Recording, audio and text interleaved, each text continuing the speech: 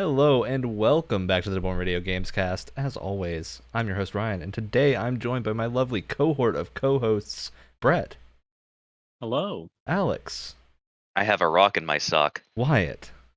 I don't have a rock in my sock or anywhere on my Hey, body. both valid states to be in right now. So we got an action-packed episode for you. It's the 2-year anniversary of the show. Been going for full 2 years now. It was very different at the start. None of you were on it, and it was about nothing. It was a nothing show about nothing. Which is fun in its own right, but... Which is why today's episode is just a clip show of just previous episodes. Yeah, it's all we're going to do. It's the recap episode. This is also conveniently the April Fool's episode, quote-unquote, but it's not April yet, so it's not our actual April Fool's episode. You see, what we're going to do, we're going to have a fun little episode where we do a WrestleCast. Is a show we do, except instead of the normal WrestleCast crew, we're going to have it crewed by these two, Alex and Wyatt. And so these two, who have never watched a wrestling show, are going to be talking about wrestling, which I think will be a very entertaining time. Yes. Full color commentary. You get the whole huzzah? Well, you're going to be reviewing matches. Pay-per-view too, right? Yeah, you're going to be reviewing the matches. We can pick what we want to do it on. We can either do it on the Dynamite episode coming up or a pay-per-view if we want to do a pay-per-view. So, we got some options here. We'll get that sorted out, though. Yeah. So, you ready for our topic today? We're going to talk about LEGO games. Wow. LEGO Star Wars is just on the horizon. It's getting very close. And we're all far more excited than adult men should be. At least a couple of us. Hey, I have always said this. My parents' mantra growing up and my mantra now is like Legos, never get rid of your Legos, right? Legos are for all ages. Yep. Anyone from any age can appreciate something about them, whether it's the actual Legos themselves or the games. Enjoy some Lego crafting, you know? Yeah. Where do you think Minecraft got the idea from? All right. Let's jump directly into the small amount of news we have this week. Nothing super crazy, except for the fact that Amazon Game Studios head has stepped down. Oh, what are they up to? Oh. Yeah, so... More like what they're not up to. Gaming. An odd situation, because it's hard to tell how much of the issues with Amazon Games, published games, and canceled games lies with Mike Fazzini, who was the executive who started Amazon Game Studios. Now, I think this is probably just them cutting cost at this point and being like, this is probably not... Whatever the initial goal of Amazon Game Studios was, this ain't it, Chief. No, I don't think the goal of any game studio is to cancel like all of their projects. Yeah, that might be the coldest take I've ever heard. I still don't know how I feel about there being an Amazon game studio. I don't like that there's something that big that can just buy up more things. Well, I think that the reality, I feel like this is Amazon realizing the games industry doesn't work like that. Like, you can't just step in and make a game and have people play it. Because unlike like a movie or something, a movie's only asking for 2 hours of your time generally, right? So a bad movie, I might still watch it just to watch something for a little while, right? Video games, though, I'm not going to play a bad video game for very long, and I'm certainly not going to continue to give a bad video game my money. So I think they've realized that it might be more lucrative for them to just be in the publishing business rather than the game production business. I still don't know what the state of New World's going to be after this, because I think New World is such an interesting case to look at, because it's a concept that clearly a lot of people really liked. Huge sales initially, massive like player base that was there, and then just it's died. It's fizzled out to the point where I think they could recapture a lot of that audience if they got it up to par, but how much work is needed to bring it up to par? Probably far more than they're willing to do. So, I think this is player. Oh, go ahead, Alex. Current player count for it is around 20 to 30,000. Yeah, which is like at face value for some games that isn't bad, but New World had millions of players. Like, it is such a massive drop in player numbers. I have to imagine New World did not do good with microtransactions in the store, because the gameplay was just not good enough to support it. Like, when your supporting systems don't work, no one's willing to spend money on your game because they don't have faith that whatever they spend money on is going to work, right? So I think there's just a lot of core issues they have to fix, which I don't know are going to happen. On the other hand, Lost Ark came out recently. And Lost Ark, not created by Amazon Game Studios, it's created by a Korean company, which I need to find the name of, but published by Amazon Game Studios in English.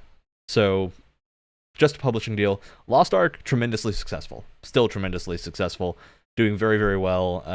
The only hiccup with it is a Korean-designed MMO, and a lot of the Korean MMOs right now are chasing that very Black Desert microtransactions feel, and Lost Ark isn't necessarily very different, although it is a lot more friendly to just play without doing that. It'll just take longer.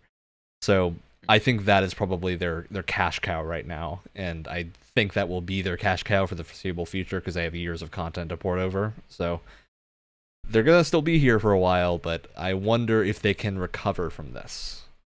Yeah, it's weird because at least the article I saw about it said something about a bunch of employees kind of pointing to him being the reason for why certain things didn't go so well.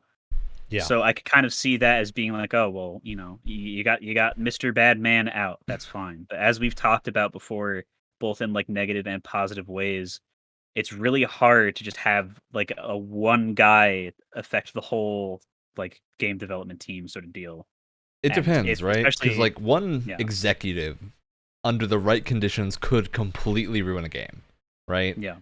But I don't think that has happened here repeatedly, right? Mm-hmm. I don't buy it that this happened to 3 games. Because we haven't heard too much about what he did exactly, and I feel if it was the same stuff happening, employees would be kind of. We would have a Jason Schreier article, right? Exactly. Yeah. Exactly. We don't. So, yeah, I just think this is an interesting position for Amazon to be in, especially because I'm not opposed to there being another big gaming company that can support AAA studios out here, but Amazon clearly just is not ready to support their own studio. So. And I also feel when you're as big as Amazon and you're trying to make a name for yourself, you have to come out of the gate strong. You have to make that really, especially if you're gonna have something that's this with this much marketing behind it, with this much whatever behind it, you have to come out of the gate really strong. And they're kind of 0 for, I would say 0 for, or 0.5 for 2 right now, because I think New World launched strongly and then they couldn't keep their player base. I think initial sales of New World probably recouped a lot of the cost, but I doubt the entire cost, especially because of the size of Amazon and how long that game was in development and how many times it had to restructure. So, and let's also not forget that it's not their first foray into game industry either. We had Crucible. Yes. Yeah. Before. Oh. Made by what the was that same again? people. Exactly. It was it was a cool concept for a game of basically this action hero shooter thing. Died immediately. Hero shooter. No players, because it just kind of launched into early access on Epic, of all things, just randomly, with no marketing behind it. Well, and the big issue too is that you had this roster of heroes, and you had 3 completely different game modes that all should be balanced completely differently, but you have the same set of heroes. I mean, it's the reason that League of Legends has 1 map and 1 game mode for the primary ranked mode, right? Because everything is balanced around that, and that works very well. All right, let's move on. Talk about some other things. PlayStation and Sony are rumored to have a subscription service. We've talked about this idea before. But Bloomberg is reporting that this is going to be unveiled very soon, possibly by the time this podcast is out for the general audience. This might have been revealed. Sometime this week is the purported reveal date. So I think for their version of Xbox Live. Not Xbox Live. It's their version of Game Pass. Or Game Pass, right? Under codename Spartacus. Yes. Yeah. For some reason. I really want to know what shape this is going to take. I also want to know if Sony is going to pull all of the big guns out, right? That's the thing. because if they don't, it's like if you do anything less than Game Pass already does a lot. If you do one thing less, it's like, well, it's automatically worse by like a sizable margin. And at least some of the rumors that I've heard have said that it's going to be a while before they have any like Sony day one exclusives, like the same way how like a Halo game will come out and it'll just be on Game Pass, or like an indie game will come out and just be on Game Pass with the subscription day one. I'm just imagining like apparently, if they wanted to push this, I feel like work something out with Elden Ring, right? That would have been the statement of your streaming service or not streaming service, Game Pass service. Have Elden Ring be the launch title for it, right? Do something like that. They could have negotiated something like that. Like, is that something they could even pull off, even if? Well, they've done it with FromSoft before, because Bloodborne is a Sony exclusive. To my knowledge, I feel like PlayStation and Sony, they don't really do indie games as well and as much as you see in Microsoft with Game Microsoft Pass. has ID I don't know. Xbox. I don't know what they would have to offer their version of Game Pass, because would it just be their major single player titles? Because I'll just buy whichever ones of those I want instead of getting their Game Pass service. I feel like that's what they're going to do, because day one, especially since the PS4's launch, Sony's always been, we have curated, high quality, big budget exclusives. That's their thing. And so I think that's really, they've put all of their eggs in that basket, which is not a bad basket to be in, because you got a lot of good games in that. It's a risky basket to be in. It is a risky basket to be in, because if you can't keep pumping out the quality that they have been for the past, 5-6 years, everything crumbles. But the pricing is going to be interesting, because they have a lot of good exclusives that come out, and they drip feed it over the year enough where they're not like overloading you with like it's like when Ubisoft, like when they have an Ubisoft year and they come out with like 5 games all within like 2 months of each other. PlayStation doesn't do that. It's rare. Like if it happens, it's usually an accident of a bunch of things got delayed to around the same time span. Perfect example, the closest they've ever had of 2 games releasing is Last of Us 2 and Ghost of Tsushima, right? Like those were weeks of each other, I think, something like that. A little like more, a month around that time frame. So I feel like that is what they're going to be focusing on, because that's their bread and butter. And if that's the case, what's pricing going to look like? Because it's going to be you're going to have to really come up with an interesting pricing structure, or a really good. Because I do think there's some interesting things you could do here that I think would be big draw numbers. First of all, they just bought Bungie. Destiny is leaving Game Pass. I just left Game Pass, I think, this month. So swap that onto PlayStation with all the expansions, and I think they then have a legitimate draw. As salty as if it's with every expansion, that'd be. Well, I think it has to be, right? Otherwise, it's not notable, it does. right? Minimum, it has to be everything up to Witch Queen, right? There's a real risk with Destiny now, with the lack of older content. I think that if you aren't including current expansions, it's not as much of a draw. But if you are, I think you'll draw a lot of people in, especially because Witch Queen is pretty well regarded. I think you'd get a lot of people in on that campaign. I do think things like Mass Effect Legendary work in EA Play somehow. That's a big opportunity there. The biggest thing to me is the PS3 library, because the PS3 library is not on anything else. There's so many PS3 games that you can't play anywhere else. PS Now exists and kind of works, but not incredibly well. It's very confusing too, how to like pick up PS Now, and it's separate from the normal PlayStation subscription. I think you bill that you have included Metal Gear Solid 4 in your streaming game platform, and it's included with like this new PlayStation Plus Game Pass style subscription. I think you rope in a lot of people. Do you think there's the slightest possibility they could have PSP and PS Vita games? I do, yeah. Ported? That's the thing. PS Vita would be tricky. They could still it's still a thing they have to do for a draw though, because they have this whole backlog of games that you can maybe play in like 2 or 3 places, and none of which are like right now modern. Like I plug it into my TV on with my PS5. Like Persona 4 Golden was a huge selling point for the Vita for like 10 years until now it's on Steam, because it was the only way to play that game. And like people would go out and buy a Vita TV to play that game on a TV. So I do think legitimately there is a lot of, and like the Vita TV played games at like 560p, the same resolution as the PS Vita on your TV. So I think people are really willing to jump through some hoops here to play these games, and it's something they really need to focus on. And if Sony does, I think that it'll be a huge success. If they don't, I could just see it dying immediately, at least until they do something better. Because Game Pass is such a good service right now, it is hard to compete with it.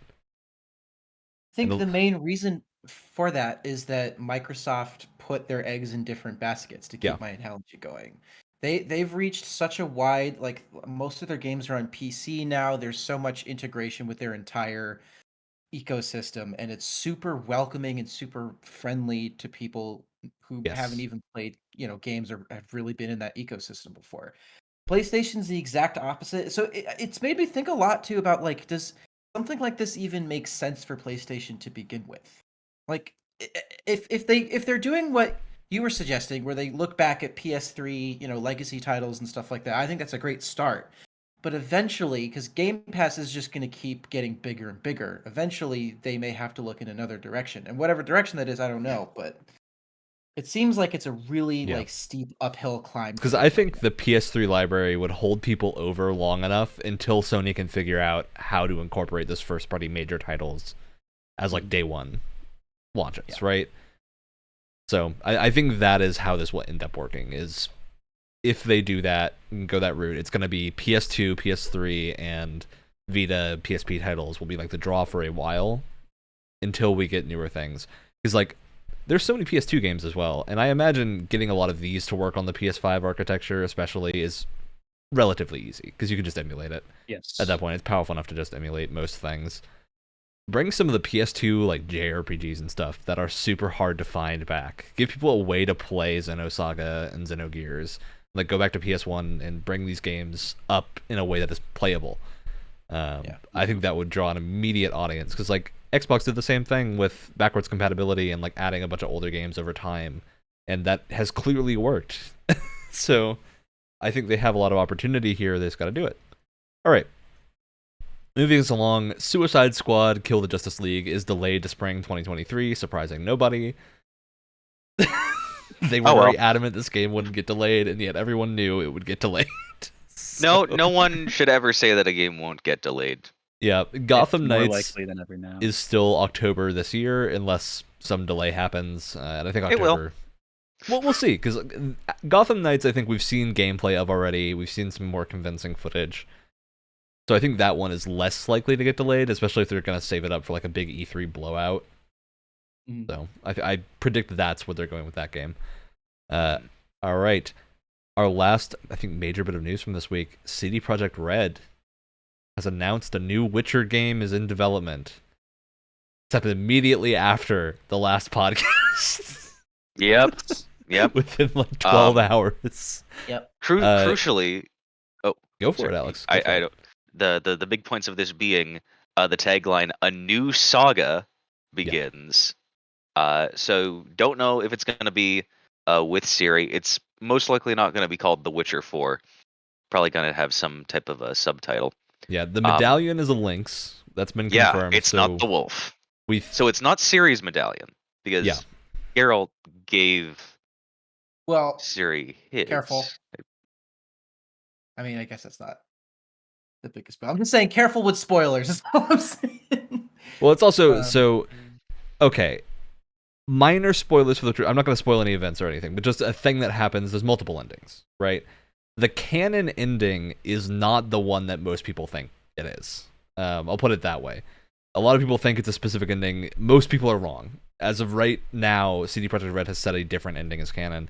So I encourage anyone to look it up and see that, because that is the thing that I think draws people away from this being a Ciri game, especially because Ciri is overpowered as a character, right? She has space-time abilities. Yeah.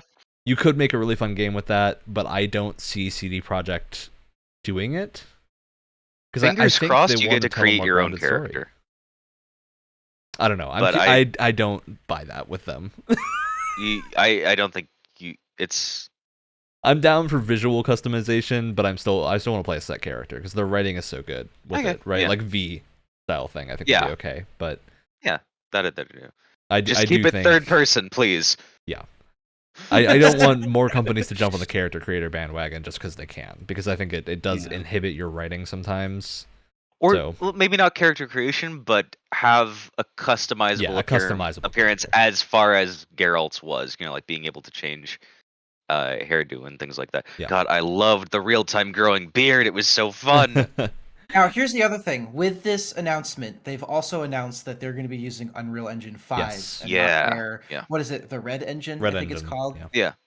Smartest decision they could have possibly made, because I don't think anyone ever wants to see a game made in the same engine as Cyberpunk ever again. It's clear that engine did great with The Witcher. Yes, but not with if you want to do something different, then you end up cyberpunking yourself. You end up we talked about the same thing with Frostbite trying to do like a Mass Effect game. It's just make the game that the engine was made to do, and if you try to do something different, I'm sorry, you shouldn't have made your own engine. and I hear people saying, "Ooh, what's this? Oh, this points into a bad direction for CD Projekt Red of abandoning all that work on the Red Engine." No, power to them for being able to admit their mistakes. The bad thing would be blindly going ahead with Red Engine after all the pain it's caused them. That's the problem that Bethesda has. They refuse. Well, the thing. I gotta shoot the Bethesda argument down before it gets too far along, because key thing with Bethesda's modability, Unreal is going to make modding this game very difficult. Unless they do some very specific things. Of course, Unreal 5 could be different, but Bethesda really wants modding to be a thing, and so they need to have an engine they can expose to the public, specifically with their code and without like releasing the source code of your game. Which using I Unreal for that would be bad. Which I understand, but it also has a very negative effect on their vanilla game. But that's a different argument. But yeah, I think that's too complex a thing to get into at this current moment, because it will take up all the time talking about that. Yeah, what I did want to say too is that it's not like they're just abandoning an engine that they spent. So they got a lot of leverage out of the Red Engine, right? And they're still developing the Cyberpunk expansions in Red Engine. Yeah. So. Did the Red Engine start with Witcher 3, or did they use it for Witcher 1 I think it's the same engine they've been using for a long time, just kind of there you go. Modifiably upgraded. If you can take an engine that's spanned an entire trilogy of games plus Cyberpunk, that's a good that's a good you got your value lifespan for your engine. And if it's time to move on, it's time to move on. There's nothing wrong with that. One of the other pointers for good or bad, probably on the more negative side, is that I believe was it the head writer behind The Witcher 3 is not with CD Projekt anymore? A lot of people from the Witcher 3 era are not with CD Projekt anymore. Yeah. That's a key thing to remember here. CD Projekt has a very high turnover rate, even among game companies. So don't expect the same thing. That would be my best advice for people. There were a lot of high-profile CD Projekt Red quest designers and writers that left after Cyberpunk launched. So take of that what you will. But can't imagine why. It could just be people leaving at the end of the game's development cycle. That is totally possible. At the same time, it could be indicative of a much bigger problem. So we'll see when this game comes out. All right. With that, time to talk about news. Oh, yeah, Wyatt? I'm so sorry to interrupt, but we have to talk about the most important piece of news at all. Grand Theft Auto 5 has a subscription service now. Oh, God. And today's topic for the podcast is... Negative shout-out to that. GTA there's a collective Plus anti-shout-out. is a bad idea and a bad deal. Everyone immediately laughed at it. I don't think anyone's taking it seriously. It's so stupid. Outside of subscription-based MMOs, there are very, very few real applications for something like this, especially in Grand Theft Auto, which has been going on since 2013 and hasn't needed one until this moment. Until they've already announced that they're working on the next one. Why would you get it now? Until people have been begging for them to stop and just make the next one already. Now they're adding a subscription model. Well, I imagine they're adding the subscription model because it's very cheap to do, right? Oh, I'm sure. You don't need to put a lot of effort in for this. I think that's probably what's happening here. All right, moving past that, the only other actual bit of news I did have that I glossed over, Nintendo is discontinuing Dragalia Lost, which was their big foray into the mobile market aside from Fire Emblem Heroes. It's not succeeded. One gacha game I play. Dragalia Lost, from what I heard, I've never played it, but I've heard it was a decent game. It's dying. They're done with it. I thought you were just ended there. Decent game. It's done. So what you're saying is Dragalia lost. Yes, it did. Nintendo has also shown desire to get out of the mobile market in the current landscape. They might become the Fire Emblem next. As do many of their fans. Yep. All right. So we play games on this show, and today we're going to talk about Lego games and licensed games. So of course, our game this episode has to be, what property do you want to see a Lego game of that doesn't have one? Elden Ring. I feel like those kits would be pretty bonkers. Hey, Imagine that's the Elden Ring easy mode. It's Lego Elden Ring. I think that would be fun. It'd be a fun time. It's still the hardest Lego game ever made. And alternatively, I'll say if you would rather see Lego sets of a specific property that already exists, you can throw that in as well. That's what I would want to do. I want some Final Fantasy Lego sets. I have a real quick obvious one. Avatar: The Last Airbender would make a great Lego game. Bring that series. Honestly, it doesn't even need to be a Lego. You know what? No, it's because I want to build them. You know what? Avatar games, my guy. Seriously. God, you know what Lego sets I'd like to see? Well, again, and then also new. Bring back Exoforce, please. God, Lego, you cowards! I want my mechs back, and I want my characters with plastic rubber hair. Yes, I want the squishy hair. Bring it back. Some squish hairs. Also, Gundam Lego. Yeah, they've got two different building methods. I prefer giant robots either way. Come on, give them to me. Especially if they use the Legos to make like sets to put your Gundams in. So you build like a Lego hangar bay for your Gundams to go in. Ooh, that's the money route.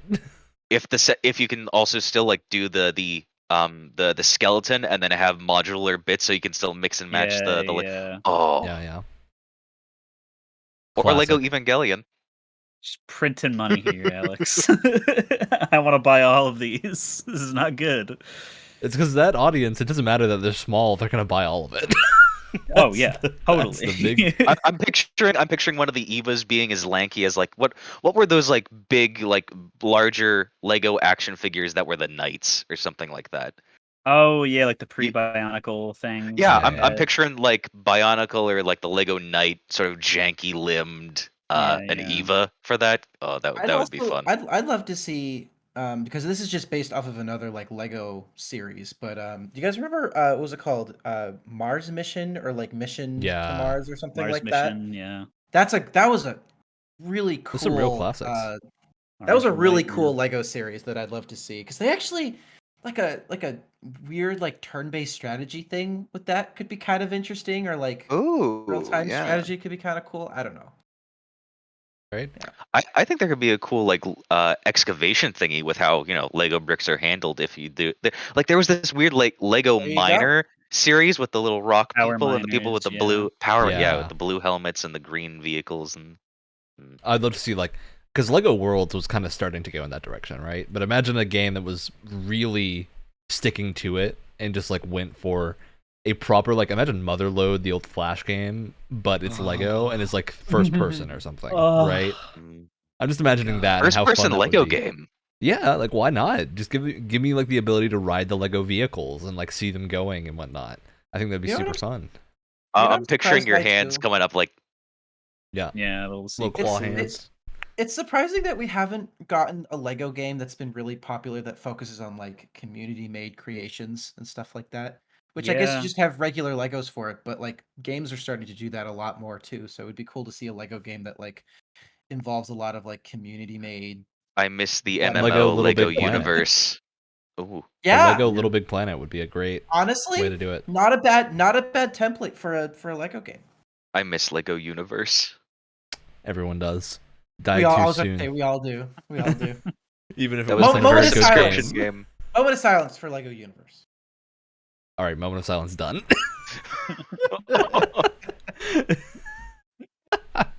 All right. So, any other thrown into the ring ideas for Lego games or Lego sets you want to see? We mentioned it just kind of offhand, and I know there's an indie one coming out, but where's my AAA Bionicle game? Where's my large level, maybe even open world Bionicle game? Why can't I go across Matanui? Where is it? Lego? Has there been any more news on the like most recent Bionicle game in development by that one indie studio? Not very recently. The fan projects has been like blogs and whatnot about it, but nothing super interesting, I think. At least to the layperson. It does look good. All right, with that, let's talk about our primary topic here. We're talking about Lego games and licensed games as well, to extend it out if anyone here hasn't spent a good amount of time playing Lego games. This is all in honor, we'll say, until the game releases and maybe is bad. Hopefully not. The Lego Star Wars Skywalker Saga game that's coming out that I think has attracted a lot of our attention just for being, it seems like what happens if you just handed the Lego team a lot of time and money and told them to make a really good Star Wars game. Yeah. They're like, so guys, what's our budget for this year's Star Wars game? Yes. 5 years. And no, but like specifics, like how much money? It's like, how much do you want? George Lucas just walks down with a blank check. Got my George Lucas checks here.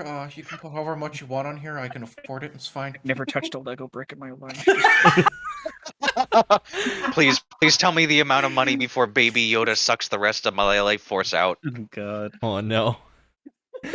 Or the mouse comes by asking for another check. All right, so I'm gonna throw some things out here that Lego Star Wars: The Skywalker Saga has in it, because I think this is the selling point of this game that is really just interesting to me, because it's very, very over-designed almost compared to your average Lego game. Because I, to refresh my memory, have gone back and played a few Lego games over the past couple of weeks. I just earlier today played some Lego Star Wars: The Complete Saga, the original one, went through The Phantom Menace. Good man.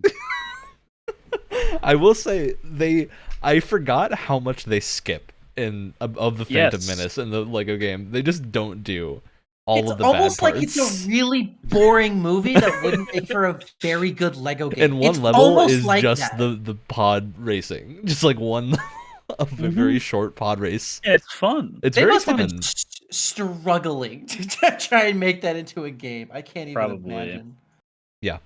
So there's a couple things that are different about this game.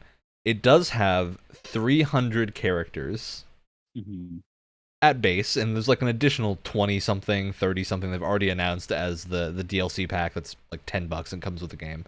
You get it on certain platforms. However, character creation is not going to be in this Lego game. It's not? Wait, what? That has apparently been confirmed that it does not have character customization. As of a few days ago. I'm going to tell people this right now, and they're going to be so sad. They're going to be so sad. So what happened? The reason that this is a headline article now that I just saw is there was an interview with Traveler Tales back in E3 of 2019 where they confirmed this game was going to have character creation, and then someone just recently tweeted back out saying, "Oh, character creation is confirmed." And then TT Games replied saying, "Yeah, it's not going to be in the game." So we're losing character creation. And I are looking it up right now. I'm not looking. I'm telling people it's not gonna. I got to break the news. I got to break the news now. I'm not even gonna do it slowly. I'm just gonna. Hey, just listen. You just got to take it. Yeah. So I don't know. This is not a major miss to me, mostly because I've never used the character creator in a Lego game. No, I gotta disagree with you, right? I hard disagree. Look, I think I would happily trade the character creator for all the stuff we're getting. Because there's a big list of stuff we're getting. But in the one Lego Star Wars game I've played, that's the only time I've used the character creator, and I still remember their name, Rigi Plonkblor. Good. That's a pretty standard Star Wars name, to be honest. You're gonna tell me that the one Star Wars game, the one Lego Star Wars thing that has Claude in it, I'm not going to be able to put his head on a Jedi and make Claude into a Jedi. I have to wonder why. I do make Claude into a bounty hunter. It's not in the game. It's because it's important. I think, to me, this says when they did that initial interview, they hadn't made finalized character models.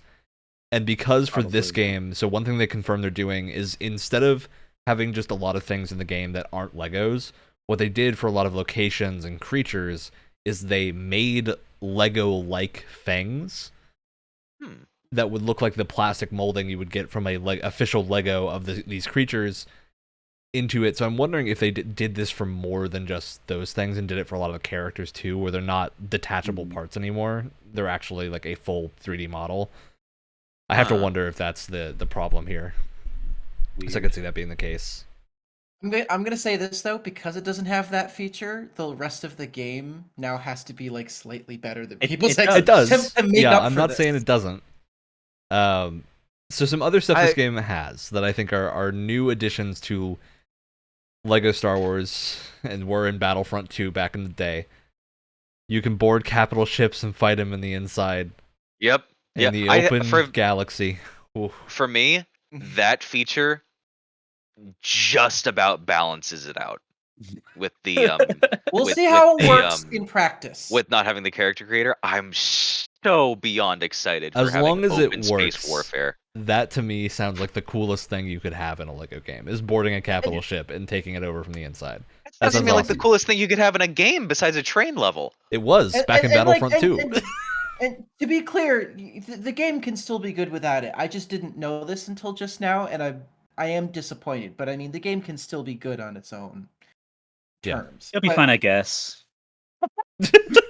It's ruined for Brett completely. Brett's completely lost interest now. Well, because I have so many fond memories of not even playing the game, just my friends and I just dicking around, making weird like characters and giving them stupid names. Like I have so many fond memories of doing that. Like that's all we would do. We'd play the game for like 2 hours, and that's all we would do is just hit up the character creator stuff and just mess around. Yeah. So the game is going to have 45 levels. They've confirmed this, which is 5 levels per episode.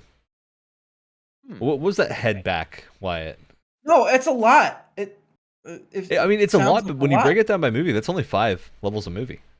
So there's going to be cuts here. There's going to be some big cuts. That was a good. That was a good. Oh my god! Are there going to be cuts? Head back. Are there going to be cuts, or do you think the levels might be longer to include a little bit more content? So having just played Complete Saga earlier today, Complete Saga's approach to levels is basically a 15-minute sequence of the movie converted into a Lego level with some puzzles added to pad the length of it and some exploratory places to go to. So what I think the approach for this game is going to be, and I think they've confirmed some idea of this, is more expansive open levels that cover a location rather than a scene, is where I think this is going to go, right? And if you have a scene or a couple of scenes in space, like I'm imagining the Last Jedi space chase, that's probably a level, right? Like the whole movie? It's like half the movie. It's like more than half of the movie. I am curious. Good, they only have to do 2 levels for The Last Jedi. So, a lot of people may not know this, but there is a third old school Lego Star Wars game. There's 4 Lego Star Wars games. It's the original trilogy, the sequels, the prequels, or not the sequels, because it's only a Force Awakens sequel game. The prequels, and then there's also a Clone Wars Lego Star Wars game that was really good. The Clone Wars Lego Star Wars game is my favorite Lego game, because it has like RTS battles you could do, and it had this thing where you would, because a lot of Clone Wars episodes had characters doing two things cooperatively but in different locations, what they would do is allow you to hot swap between locations by swapping characters. Ooh. So you'd get like this comic book feeling flash across the screen when you swap characters to like a different area of the level, and you'd be like cooperating with your other character to do things, which I think is a super cool idea. And I could see that being used to some effect here if they do something similar where you have those locational swapping things to kind of address the issue with how do you convert these like 2-hour movies into 5 levels per movie. Because for some movies it's definitely easier than others. I think definitely most of the original trilogy you can hit all the core moments in those movies very easily in 5 levels. But like, I can't imagine what Revenge of the not Revenge of the Sith, Return of the Jedi is going to be a bonkers one, just because of how much happens in that movie. Yeah. I think Attack of the Clones is going to be super weird because there's so much in it. Rise of Skywalker, I don't know what Rise of Skywalker is going to look like. If we're going up the assumption that these are going to be like 5 levels that are like areas from these movies, like I wonder how like they're going to stick to that, because some movies just like have so many, or legitimately like too few, and that there's it's weird. It's going to be weird to see what they cut or what they have to just like kind of finagle in to make each game have, or each movie have 5, because like, I mean, even for Empire Strikes Back, that movie goes like everywhere. It's so good because it just goes everywhere in one movie. I don't know. There might be just like 5 places, and my brain just can't like coagulate them together because there's so much back and forth, and I'm just thinking about the plot in a very short amount of time right now. But like that specifically, and some of the worst ones, Rise of Skywalker especially, like I don't know like how you're gonna. You go to like 10 different planets in that movie. Yeah, and so many that they're just there for like, all right, 2 minutes. We'll look at that weird alien. Yep. Family? What's your last name? Worm. Yeah, look at that worm. Live worm reaction. Slug reaction. Slug reaction, yep. So I think there's a lot of potential here to go over the list of locations that we know exist so far. Naboo. Okay. You got to have that in for episode 1 and 2. Tatooine, obviously. Coruscant, which I'm glad to see. That's in every single one of them. Coruscant, you say? All of these planets are like explorable outside of levels. Like they are essentially miniature open hubs, which is I think it would be very exciting. I think it would be. God, I wish they have Alderaan in there. Just as a Alderaan death screen. Is not in this list. Just as a death screen. It can't be. We do have Camino. You go there, you just we're gonna get a Camino die. level at some point, which is interesting. Geonosis, I think, for the big battle on Attack of the Clones, obviously. Makes sense. Kashyyyk 100%. For another big battle on Attack of the Clones. Utapau, Mustafar, Yavin 4, Hoth, Dagobah, Bespin, Endor, Jakku, Takodana, Dequar. Dagobah. I don't know what Dequar I have is. no idea what the last 3 you said. Starkiller Base, Octo, Cantonica, Crate, Agent Kloss, Pisana, Kajimi, Kef, Beer, and Exegol. Bless you. Some of these names to me, I know we've seen them, but they are such a silly set of names. Yeah. Oh, okay. Dakar how is else are you in gonna Force name Awakens, where the Resistance Operation base is. Okay. Okay. I mean, how else are you gonna name your sci-fi fantasy epic planets? Really, they have perfectly fitting names that you just can't remember because there's too many of them. Yep, I do think there's a fair chance a lot of these are not going to be the full explorable planets. No, they're probably going to limit that to like 3, maybe. Well, it's more than 3 because you can see the galaxy map. They've shown the galaxy map, and the galaxy map is the explorable places. If I can find, I'll try and find that while we're talking. But yeah, the list of like fully explorable planets is slightly smaller. I think a lot of those are going to be like vignettes and levels and whatnot. But just the sheer scale of this game is very staggering. Yes. I do have a question.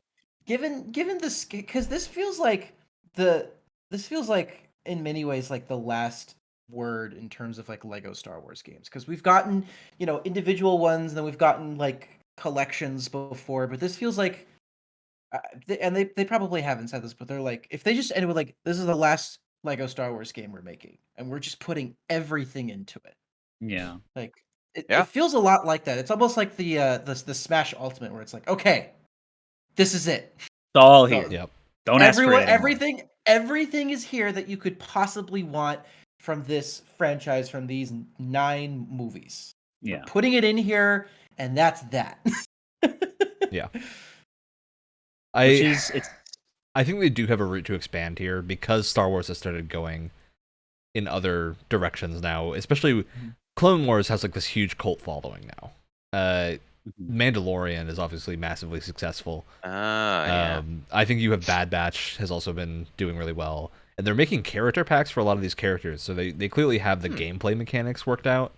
So I wonder if they're going to go the route of releasing some DLC or maybe just a different game down the line that is covering specific areas in depth, because I think like so many people would be into a Clone Wars or a Rebels game that covers a more significant portion of the a Rebels TV show. Game? Absolutely. Especially because like Rebels, I think has some really interesting moments that you don't see in the best way because the TV show is not planned out the best. That's putting it lightly. Well, Rebels is that's the first season. It gets better. Yeah, after Rebels that. After the first season is a lot smoother, but that first season I think is a major stopping point for a lot of people. So then let me say this, because that's a good point. But would you say that this may be the last word in terms of the Skywalker Saga? Yes. Because it seems like, and obviously we need to play the game, but from everything we've heard, it's like, what else do you need in a Lego Star Wars I don't know where game? you would go. It has everything, unless Disney, for God knows what reason, decides to do another trilogy in the Skywalker whatever. I hope they don't. I hope they don't. Stop beating the dead horse. As someone who like defends some of these sequel movies, please, for the love of God, do not end it. Another one. But I feel like in terms of like the Skywalker, like the mainline movies, the Skywalker Saga, this is like the last word. This is it. This is everything you could possibly want. We're gonna do some DLC to maybe flesh out some other things, whatever. We're leaving it there. And it seems like, as long as the game comes out, it's good. I feel like everyone would be fine with that. Yeah. Were you looking up praying to Michael Mouse? Also, I will confirm I was wrong. Basically, all of these planets are accessible through the galaxy map. Oh my God. Which is a staggering amount of things. Yeah, and it's weird. It's weird for some of them. Like, is Yavin 4 actually on the galaxy map as like a fully explorable? Why? That's not even like one room is in the movie. 2 rooms is in the movie for Yavin 4. What is Yavin? Well, you say that they made a couple of rooms. You say that they've made a Battlefront map out of that for both the original 1 and 2 and the newer 1 and 2. So. Yeah, but we're going off movies. It's like I have a feeling a lot of these locations are going to be a lot smaller than others, right? Like Coruscant and Tatooine are obviously going to be the big boys. Yeah, I would hope there's that difference, because I have to question, because we don't have the game in our hands yet, right? And I would like. What is the point of making Dakar a travelable 2 location? Yes, in the galaxy map.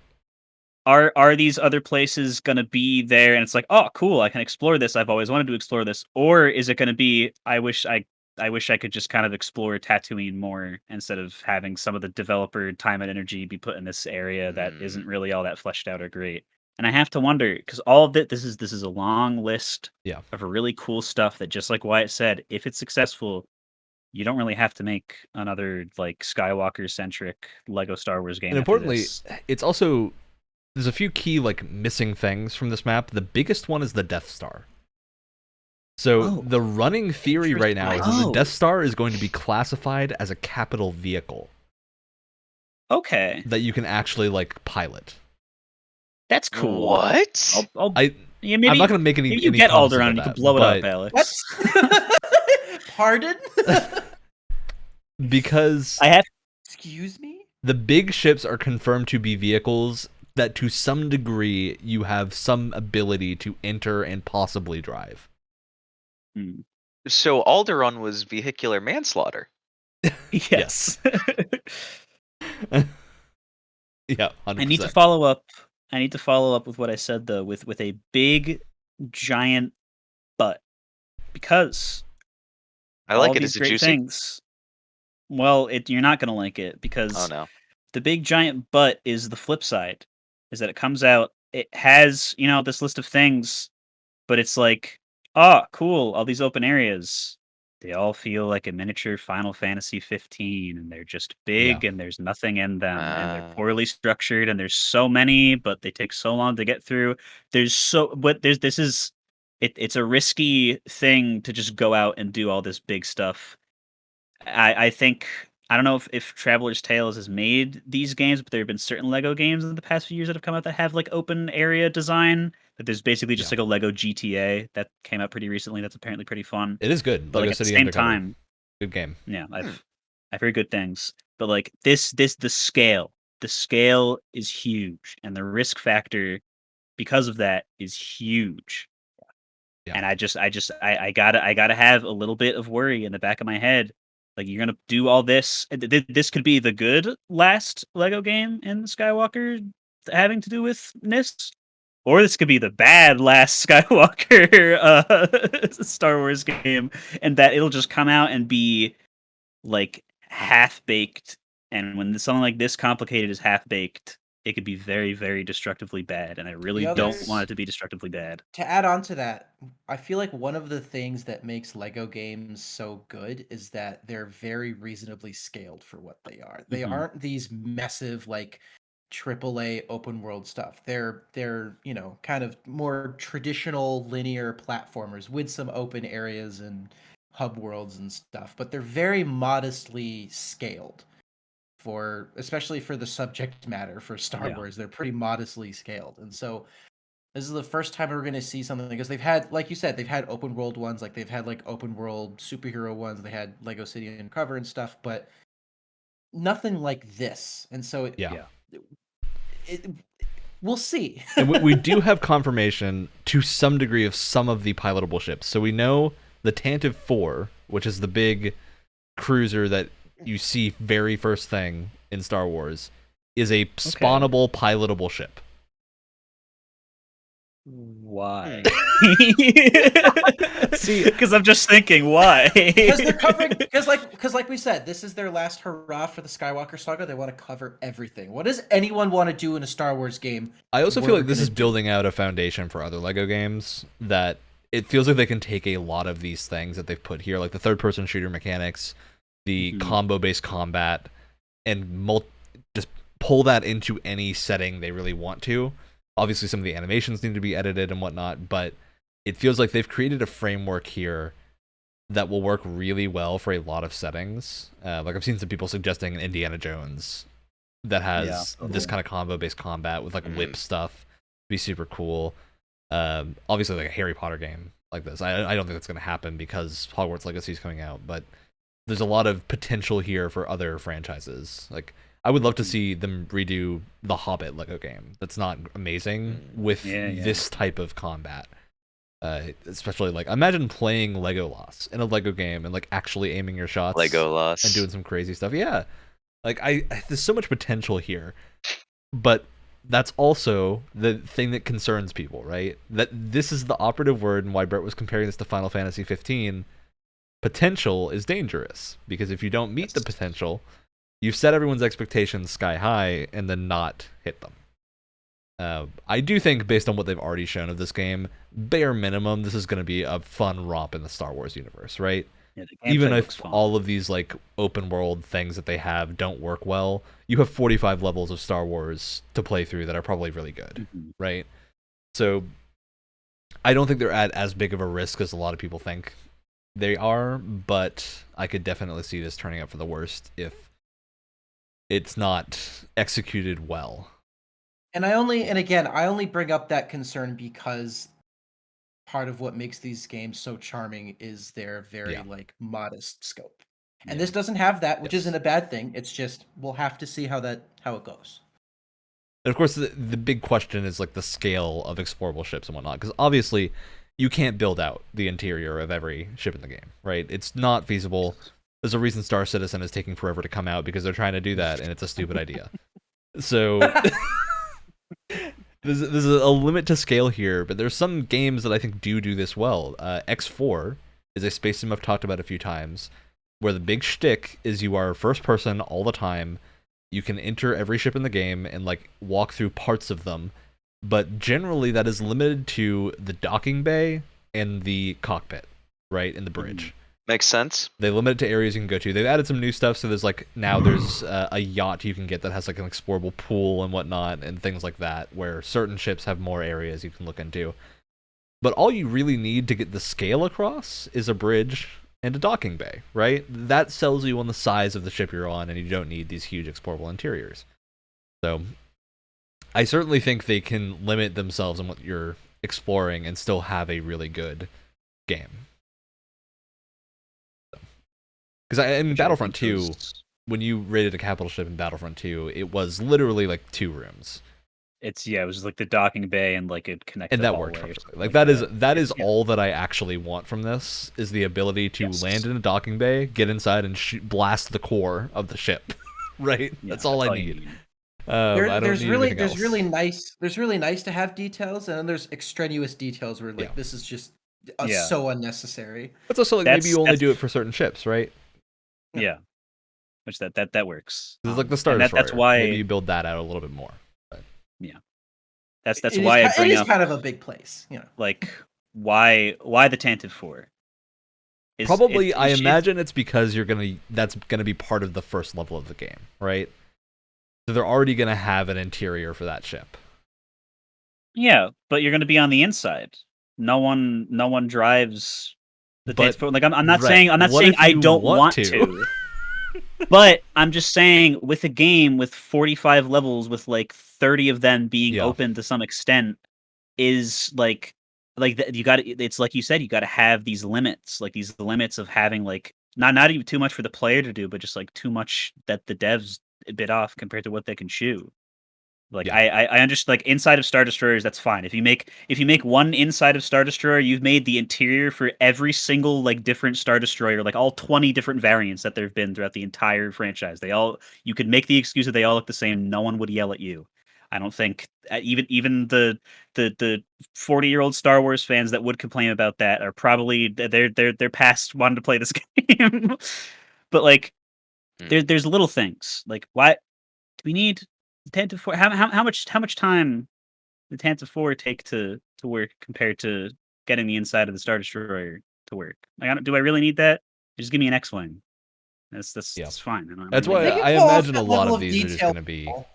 I imagine they've just scaled a lot of the ships to be like Corvette class, right? So you have a class of ships, and all of those will function the same way, and it's basically like a visual difference, because that's what a lot of Lego Star Wars.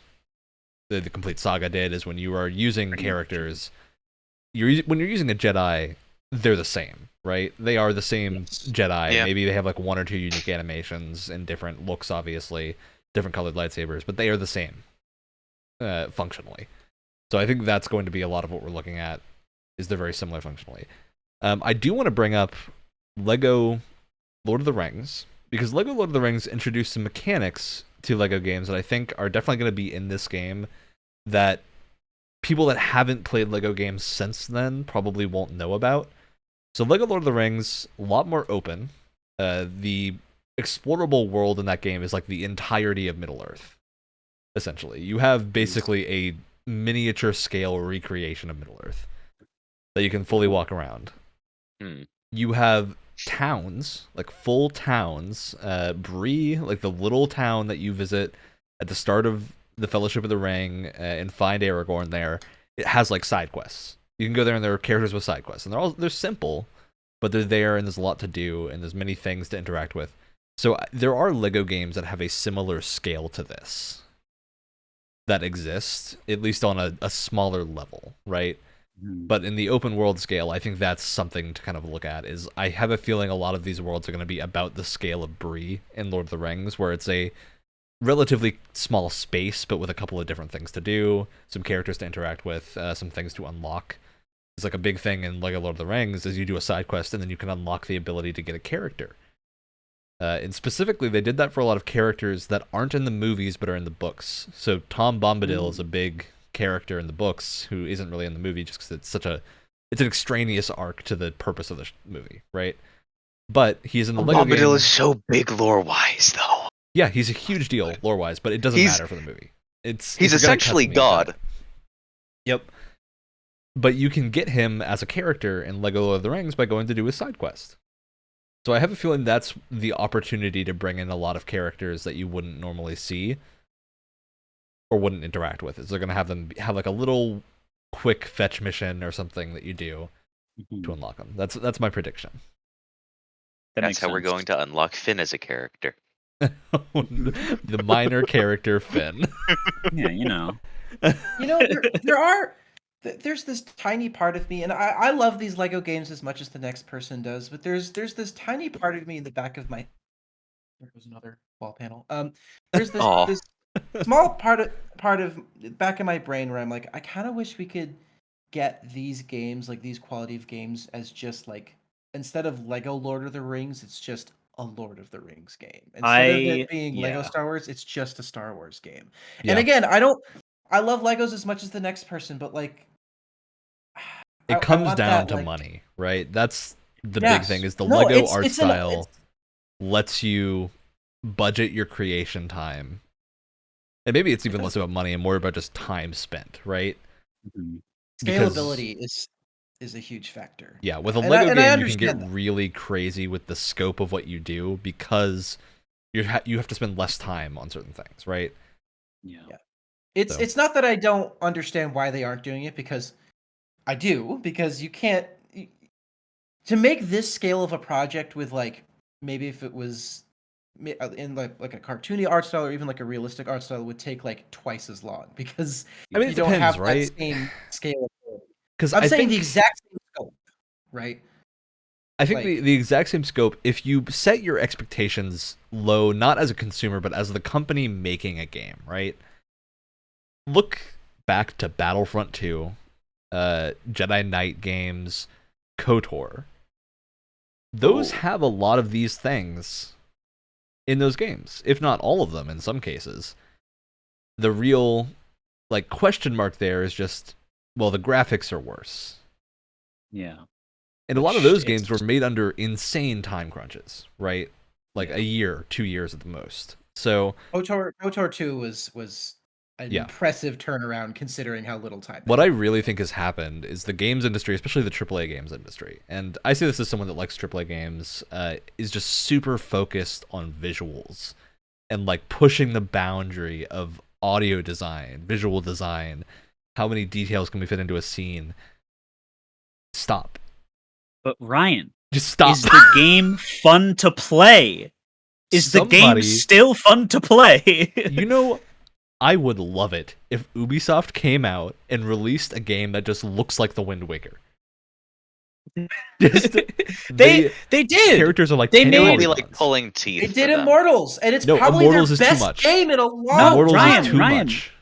Ryan, they made Grow Up, whatever. Yeah, that was made by their tiny little indie team, and that game was amazing. It's great. It's literally everything is made out of blocks. It's wonderful. It looks great, and there's like a million hours of content in that game to explore everything. And it's the Ghost Recon, the Division 12 came out the month after, so no one played that. Who cares? This game's gray, and the guy has a beard. Imagine that's what we're putting NFTs in it. Hurrah! Give a game 3 years of development time. This is my pitch to EA and Ubisoft. One of them do this. Use visuals the exact level of Battlefront 2, the original, and see how well this sells. Because I think they would be surprised, especially if they're using an IP that people like, at how well a game that just literally take the assets from Battlefront 2, maybe up-res them a little bit, but don't adjust models, don't adjust anything, limit yourself on how many effects you're putting in and lighting and whatnot. Just release something that doesn't look as good.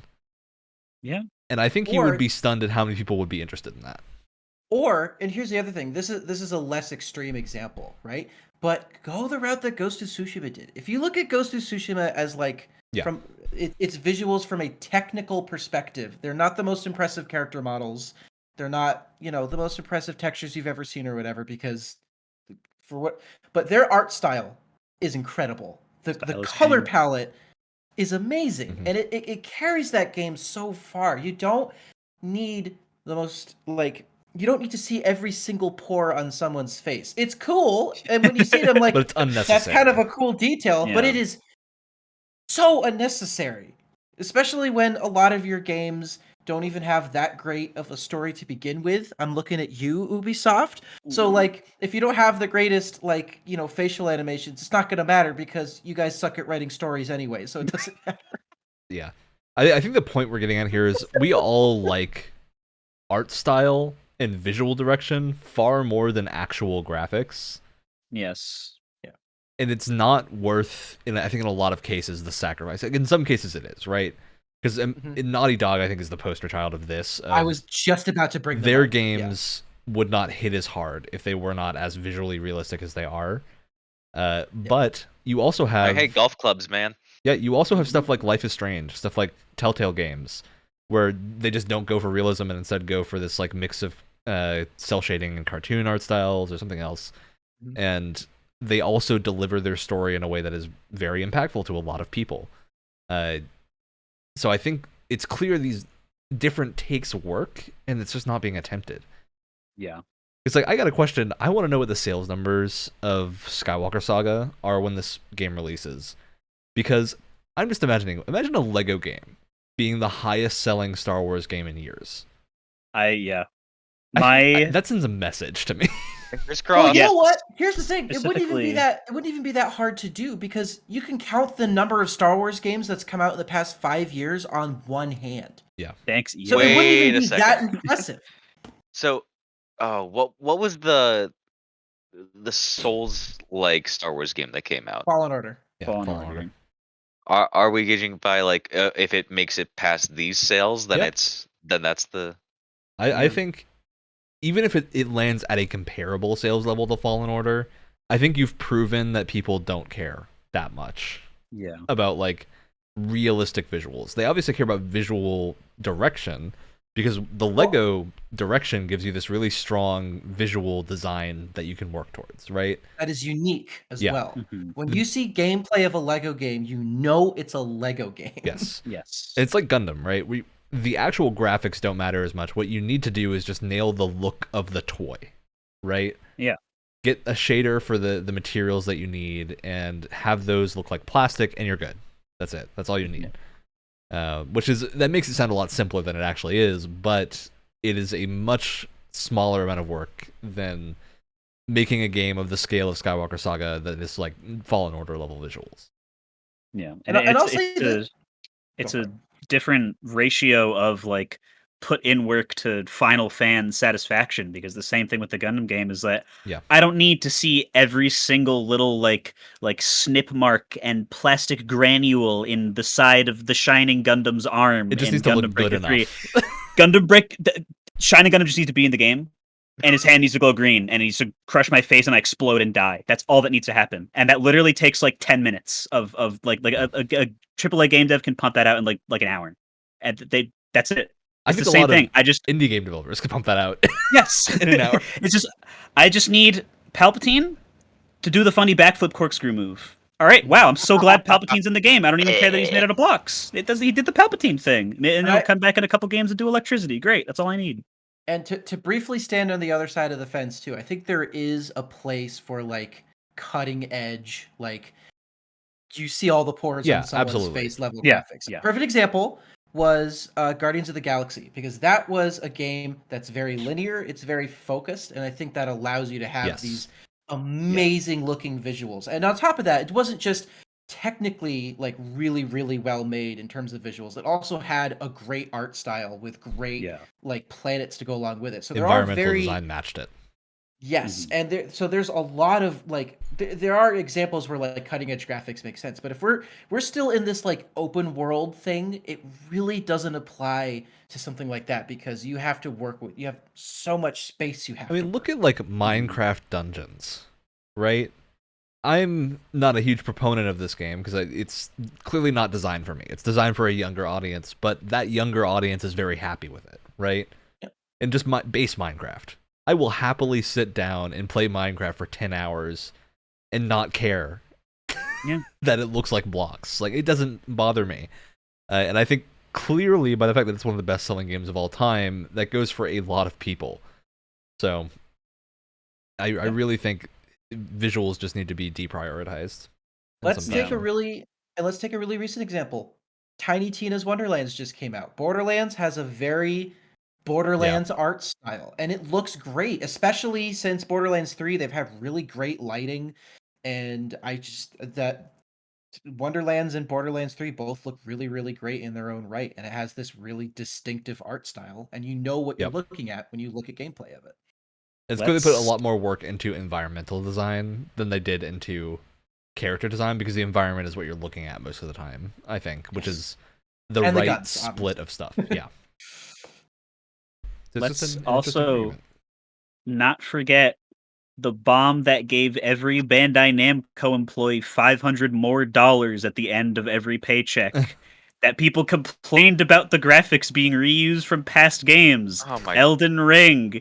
It's literally like this is the perfect example of just could. I mean, let's consider an imaginary scenario. If EA was run by people who were intelligent. Yep. That's a big if. Okay, you make Battlefront 1 EA. Well, you got Stormtrooper models and animations. You got default Rebel Trooper models and animations. I don't really think anyone's going to care if the Stormtrooper that's going to look the exact same anyway looks the exact same. It's a Stormtrooper. They've looked the exact same for like 50 years. Put them in all the other games that need a Stormtrooper in them, and that saves that amount of effort. That's a really high quality Stormtrooper model. You made it once, never have to make it again. Yeah. There are animations in Elden Ring that go back to Demon Souls, and they're still satisfying. They're good. Because you could do cool thing with them, and the sound design and the motion for the thing getting hit by it works. Yep. It's great. Why don't they do that? I've brought this up before. Valve, when they were still making a lot of games, were the absolute kings of reusing art assets and sound assets and everything you could think of. And does anyone care? Not a single person, because they made great games and they knew how to reuse their assets like absolute legends. It's that masterful reuse of it. And then you have people nowadays complaining that Kratos' boat hopping in animation is the same. And I want to physically flip this table that the computer is on, and I'm barely holding myself back just from mentioning that stupid incident. Yeah. Twitter. I think it's interesting. Interesting discussion to have. And there's one other thing I wanted to mention about LEGO Lord of the Rings, as well as a lot of the more recent LEGO games have this too. Item wheels and ways to access character abilities non-character specifically. And like LEGO Lord of the Rings, you have like a wheel of 10-ish things. It's less than that. It's like 8 things that you can have your character carry, and they allow you to do things that you would normally need other characters for. So you almost have like a Metroidvania element of progression to where you can unlock, okay, when I use Gimli enough, I get his axe as a thing that I can give to other characters. And then I can equip that and have that moveset for a moment. Or if I need to use some magic here to move a thing, instead of having to have Gandalf in my party, I can use an item to get the effect. Which obviously is like not at all movie equivalent, right? And nothing in there is at all related to it, but it's a Lego game. Who cares, right?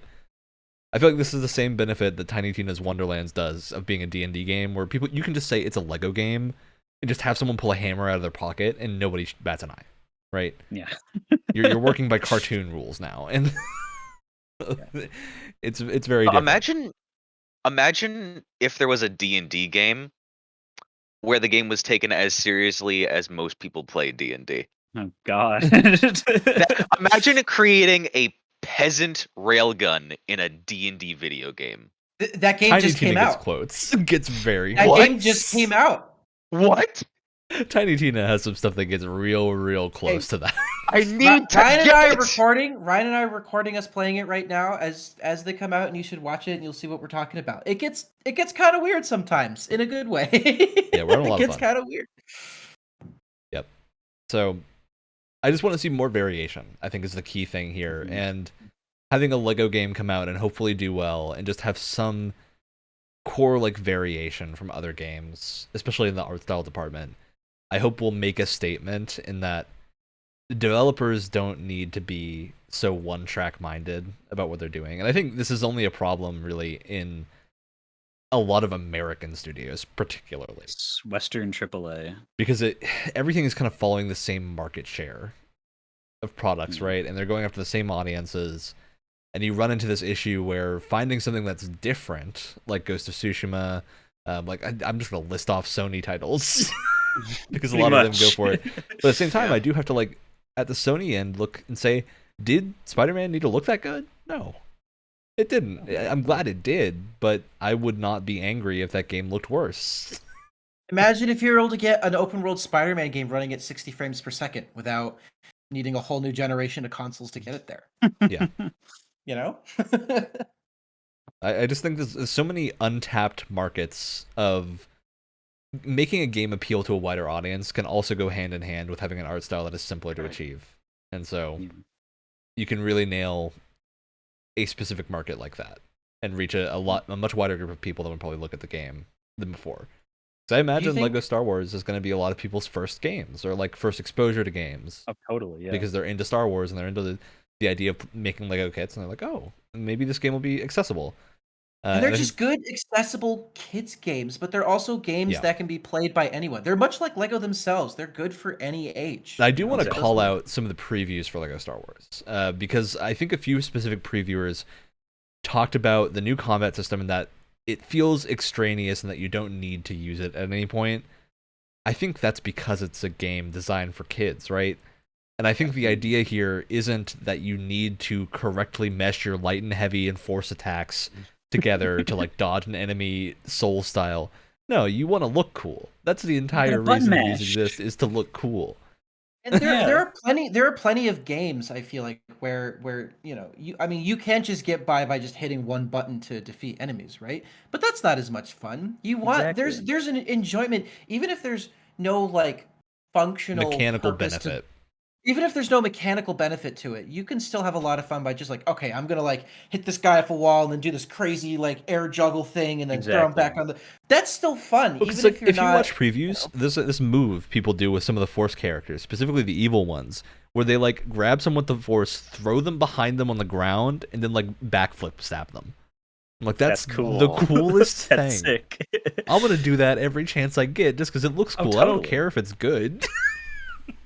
Exactly. It just looks fun. And I really think that's where a lot of companies go wrong. Is I don't care if mechanically it isn't always better to do this. I just want it to be an option that I have access to. You want to know a beloved, really, really like popular, like best-selling game where that exact thing is there? Go for it. Breath of the Wild. Yeah. There are so many insane sandbox physics things you can do to get rid of enemies. You can just go up, use your sword, and, thwack them around for a bit. You can do that if you want to. Or you can make your own catapult and huck boulders at them from half a mile away. Or you can learn the glitches that exist in that game and shield surf your way into the sun.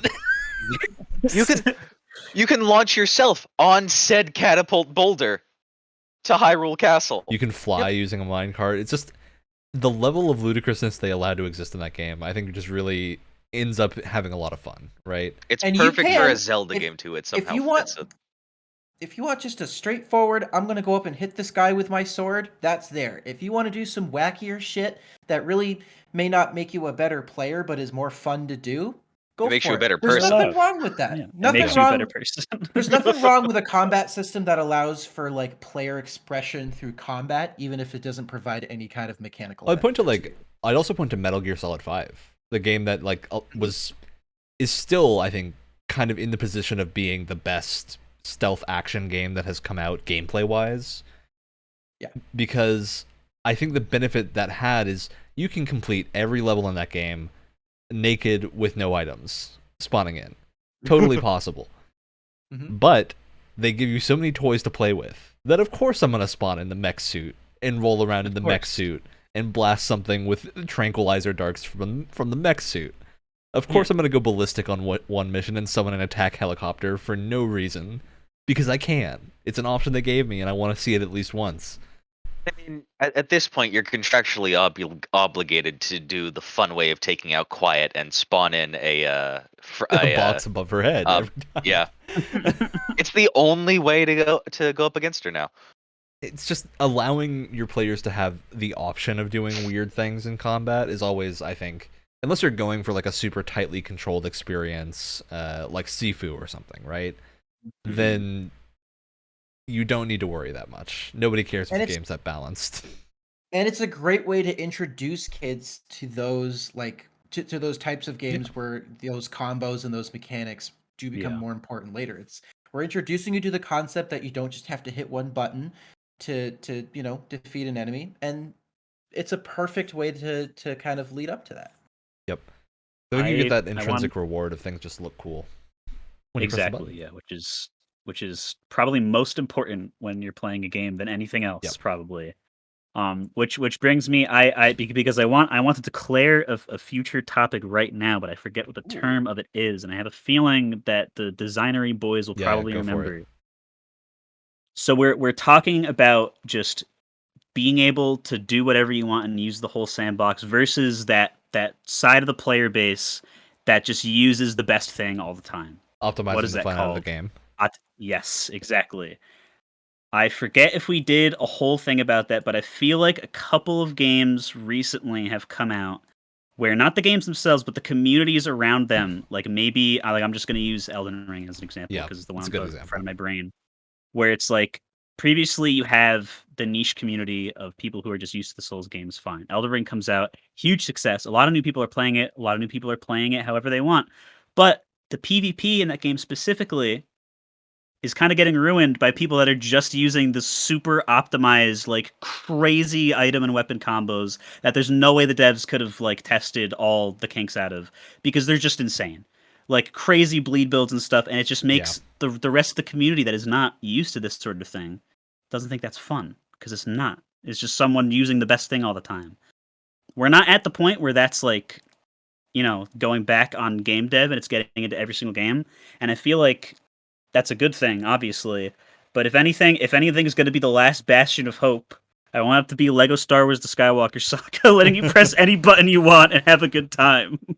But I would like to talk about that more in a future episode because I feel like that's a good topic. Well, that's the classic. I think it's a John Romero quote. It was from the original Doom developers. I don't remember if it was Romero or someone else, but they said, if given the opportunity, players are going to optimize the fun out of the game, which is true to a degree in some games, but I honestly think that quote doesn't hold as much water as it used to, because the people that are going to do that are people that are trying to that get the enjoyment of mastering a game. And I think trying to constantly cater to those people and like cater around them is going to lead to inevitable failure, because you can't account for everything, and that's like a thing you have to learn as a game developer first, is you cannot ever account for everything your players are going to do, no matter how much you think you might. Unless your game is like very small and controlled, you're not going to do it. And that's not a bad thing, right? That's not a thing that you should be scared of. It's a thing that you should acknowledge, but build around it, right? Which I think is the Souls approach of create these different ways to play the game that have kind of their own difficulty, right? Because you can not summon things and you're going to make the game harder for yourself, but maybe you like that. Or you can summon for yourself and make the game more approachable. You can do a build that's more easy to use or a build that's harder to use. A lot of range. I think the sign of a good sandbox is allowing players to do things that the devs hadn't even considered to be an option. Mm-hmm. Yeah, for sure. That's the kind of thing that I think starts to make me very apprehensive about the direction a lot of like Assassin's Creed Valhalla and whatnot has gone, because it feels like they've tried too hard to balance the game so that none of the items are exciting anymore. Yeah. And it becomes just this issue of, I just want to give me an axe that does something weird. Now, I don't want this like 5% attack boost. It's silly and dumb. Give me something that's strange. Give me the Borderlands perk that turns my status effects into waves that go out to other people. Well, that's the thing, is that it's not silly. It's really boring. If it was silly, it'd be more fun. Yep. Just don't be afraid of putting fun things in your game. People are going to break your game regardless. Which is people another thing that's great about Borderlands, is because they can put in guns that may have effects that completely break the game for a while you're in that range of levels, because there's no PvP where they have to worry about balance. We're just going to give you some weird stuff. Like, what was that crazy effect thing that you found today? Where I found a spell that has a plus 14,000% range. Oh my god! It's just the kind of thing. Borderlands. Awesome. There's no PvP. We're all here to fight weirdos together. It doesn't matter. Who cares? When it comes to creativity, as not a game designer, so do not take my word for this, no PvP is good PvP. I mean, I honestly think like, if you have PvP, you need to balance it separately, because you're going to kill your single player if you try to balance it the same way as your PvP. Which Destiny finally got the idea through. I haven't done a good job of it so far. They're starting to figure out that they can separately adjust guns, but it's not going well. I mean, it's a learning process. I'm sure they'll get there at some point, hopefully. Oh, maybe. Bungie. Fingers crossed. Imagine you're playing Lego Star Wars: The Skywalker Saga, and you get invaded by a red phantom that proceeds to do the complete saga double jump down stab with a lightsaber to you 8 times in a row and just obliterates you. But you have to get invaded by Darth Maul. You have to. Yeah, I would. Hey, if there's some weird emergent stuff with this game, I would love it.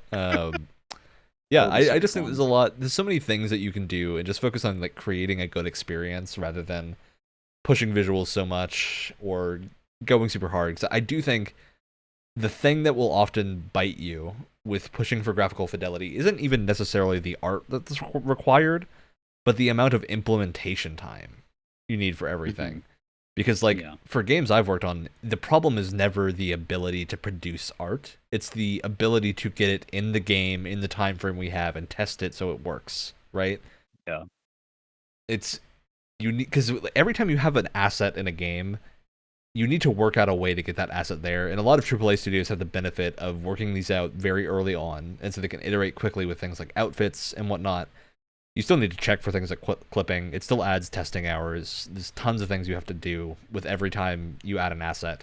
Audio is a nightmare, specifically because you have to balance everything. It's a total nightmare to get your audio levels completely correct, because you might have a system outside that works well. As soon as you throw it in an engine, it's liable to break. It's just a thing that happens. So it's important that you account for that time, and that realizing the more you do in that range, the harder it's going to be. So I just think it's an important consideration. We've hit on a lot of our topics here. Now, I do want to take a moment to compliment some other non-Lego licensed games. I think the Batman series had the right idea from the start, right? They knew what to go for. And Batman Arkham, very different game than Arkham City, but they changed the right things to make it have that same feeling, be a lot bigger. You know, you get the whole Arkham City to explore, more expansive levels, combat slightly changed, slightly better, but not a drastic shakeup. And of course, they appealed to the comic book nerd in all of us by giving us tons of costumes. And how do you get those costumes? By playing the game. You have to buy them for $15 a pack? Look, or subscribe to Batman Plus? Playing the complete saga earlier. Wait, no. It's Batman Beyond. I got so excited playing the complete saga because I unlocked Watto as a character that I could buy. And that to me is just the joy that you want in your game, right? Watto. Is me going over and realizing, hey, I unlocked Watto as a character I can play as now. Thank God. And he does this goofy flying. And I'm like, oh, I unlocked Sebulba's racing rig for pod racing. I'm going to, of course, buy that. And I'm like, I just want that kind of satisfaction. Give me the hidden character in a game, right? I feel like this is, even if most of the characters in this 300 character roster are terrible, I'm down for that. They're there. I want to play the Gonk droid in a level. It's going to be awful, but I want to do it. That's the equivalent of the Dark Souls level 1 run. Yes, the Gonk run. They need to bring back run any percent. The Super Gonk. All the stupid settings you could unlock in the complete saga. Yeah, they're all the dumb settings are back. Thank God, they're here. Those not enough games had like that's a level of sandbox that very few games that come out nowadays are cheat willing codes are to just done with do. now. Like games don't do cheat codes anymore, and that's a shame. That's unfortunate.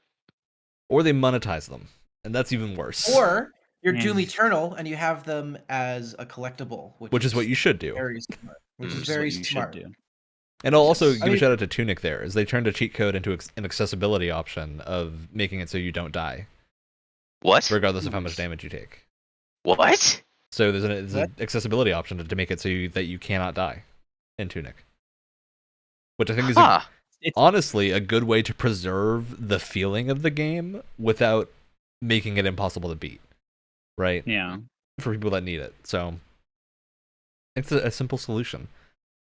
Take me all my power to stop myself from saying in full seriousness that that's a setting that Wyatt could use. Taking me all my power to stop myself. I was waiting for someone to say it. I was waiting. Hey, if Dark Souls ever gets a difficulty option, I honestly think that should be it, right? Don't change the game at all. Damage. Just have an option thing that's just like, okay, do you not want to die? Here, you just won't die. Souls prepared to never die.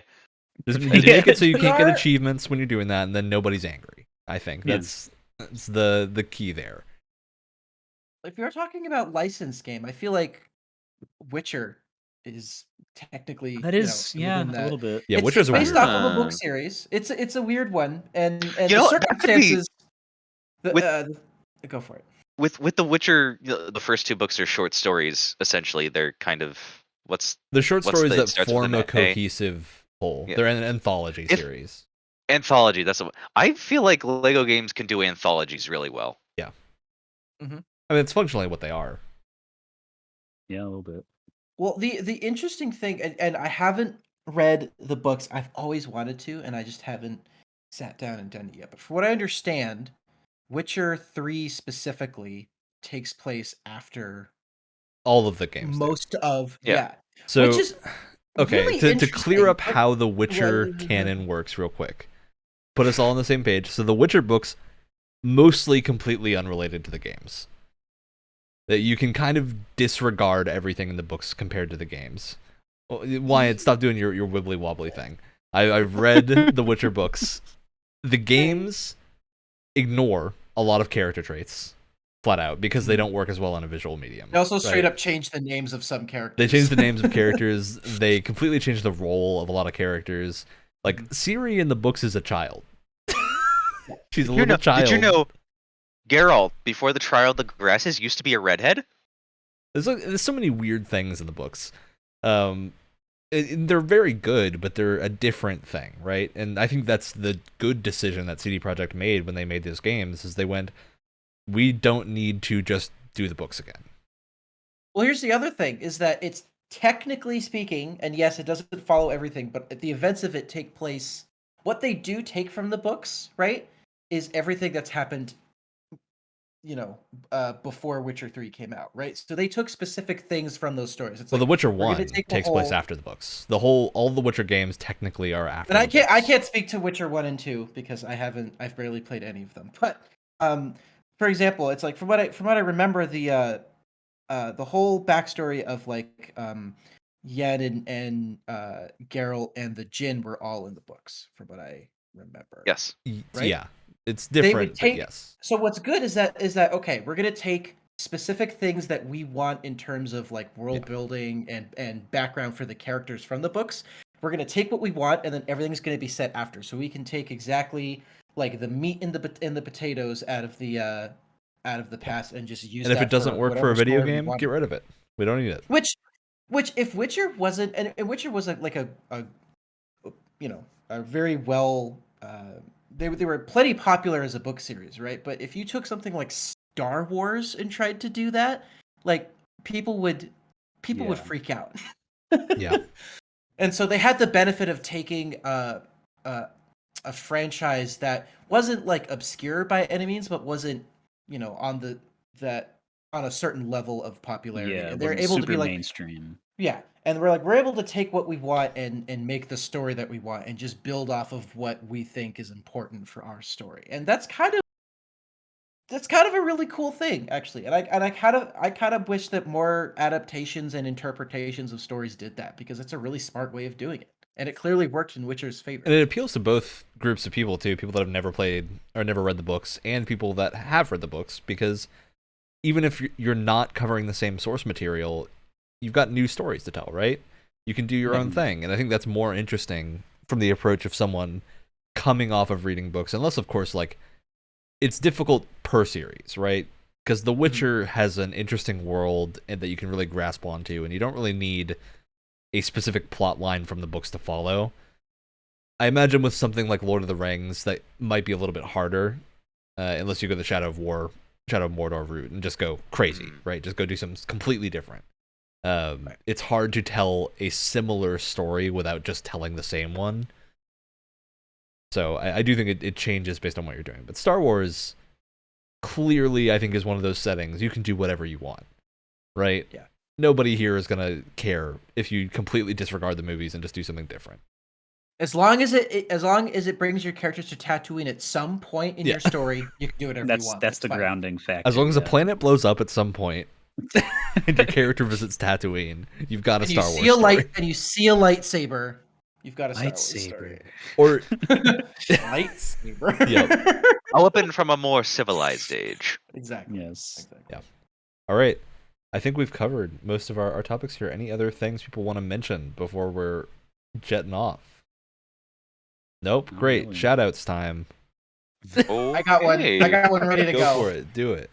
Shout out to us to having the guts to not only stream this episode on the same day, but also the exact same time as the Oscars. The Oscars. Who cares?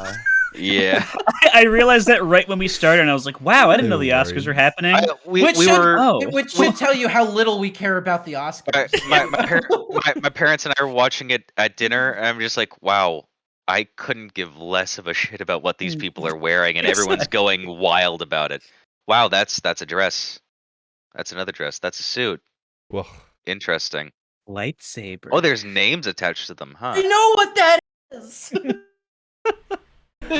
All right, who's next? I'll go, I guess.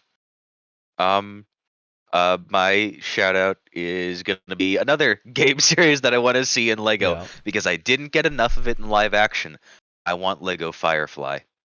Oh, that'd be interesting. Give me Lego Firefly. Now I'm imagining what like a Lego Expanse series would look like. How weird that would be. Yeah, that'd be great. All right. Lego Stranger Things? Lego Stranger Things, yeah. Yeah.